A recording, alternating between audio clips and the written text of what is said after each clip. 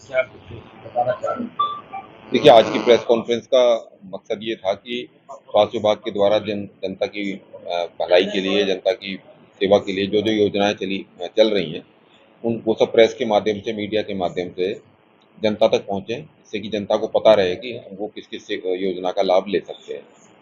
और साथ ही ये भी बताना था कि निकट भविष्य में, इस महीने के अंदर, हम और कौन-कौन सी योजनाओं को, अभियानों को चलाने वाले हैं। तो उसके बारे में भी आपके माध्यम से जनता तक ये जानकारी पहुँचानी थी। जैसे कि मैंने बताया भी है आप लोगों को अभी थोड़ी देर पहले कि अभी हम एक अभियान चलाने जा रहे हैं, नेशनल डिवर्मिंग डे।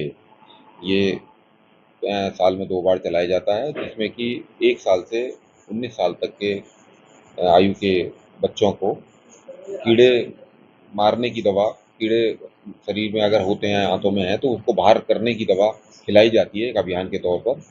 सारे आंगनवाड़ी केंद्रों पर, स्कूलों में, प्राइवेट स्कूलों में, या जो स्कूल में किसी वजह से बच्चे नहीं जाते हैं, उनको भी चिन्हित करते हुए आंगनवाड़ी केंद्रों में बुला करके कोई दवाई एक ही दिन खिलाई जाती है।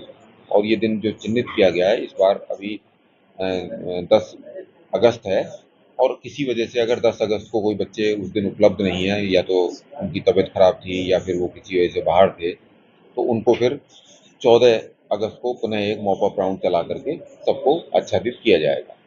जनपद में करीब 16 लाख 54 हज़ार के करीब का हमारा टारगेट है, और इसको हम कोशिश करेंगे कि अधिक से अधिक 100% के निकट जाते हुए पूरा करने का प्रयास करेंगे। जिससे कि बच्चे अगर कृमि मुक्त होंगे, तो उनका विकास अच्छा होगा, वो एनीमिया से ग्रसित नहीं होंगे, उनकी इम्यूनिटी अच्छी होगी, ग्रोथ अच्छी होगी, और वो पढ़ाई में अपना मन लगा पाएँगे और अच्छे अपने नागरिक देश को मिलेंगे। एक तो अभियान हमारा ये है, जिसके बारे में आप सबको जानकारी देनी थी। दूसरा, हमें कुष्ठ रोगी खोजी अभियान हम समय-समय पर चलाते रहते हैं। प्रायः साल में 2 बार ये अभियान चलते हैं, और अगले महीने इसकी डेट अभी आनी है, लेकिन सितंबर के महीने में ये अभियान चलाया जाएगा। पिछला अभियान हमने फरवरी के महीने में चलाया था, जिसमें कि हम घर-घर जाकर के जो कुष्ठ रोगी हैं, उनको ढूँढते हैं, जिससे कि उनका समय पर उपचार हो जाए। आपको बताना चाहेंगे कि जो कुष्ठ रोग है, वो बहुत आसानी से ठीक होने वाली बीमारी है। अगर इसको समय पे पता चल जाए, तो जहाँ बीमारी जहाँ पर है वहाँ रुक जाती है, और जो भी मरीज़ है वो सामान्य ज़िंदगी अपनी जी सकता है। इसमें कोई परहेज़ की या किसी तरह के छुआ-छूत की बात बिल्कुल नहीं है, और इसकी इतनी अच्छी दवाइयाँ उपलब्ध हैं कि पहली ही खुराक से इसका जो बीमारी का जो बढ़ोतरी है, या बीमारी का जो फैलाव है, वो रुक जाता है। बस अवेयरनेस की ज़रूरत है। लोगों को पता लगे कि कोई भी अगर किसी के शरीर पर चकत्ता है, जो कि सुन्न हो, अगर वो है, तो नज़दीक के प्राथमिक स्वास्थ्य केंद्र में या किसी अस्पताल में जाके दिखाएँ। आशा के माध्यम से या एएनएम के माध्यम से दिखाएँ। अगर वो कुष्ठ रोग निकलता है, तो उसका इलाज वहीं का वहीं उसको मिल जाएगा, और इसका कोर्स पूरा करना होता है। उसमें अगर हल्का है तो 6 महीने, और एडवांस हो गया है, थोड़ा आगे बढ़ गई बीमारी, तो 12 महीने। लेकिन ये ठीक हो जाने वाली बीमारी है, इसमें किसी तरह की कोई परेशानी की बात नहीं है। लेकिन ये ज़रूर है कि इस चीज़ को छुपाएँ नहीं, क्योंकि छुपाएँगे तो बीमारी आगे बढ़ती चली जाएगी, और इसमें विकलांगता तक भी हो सकती है।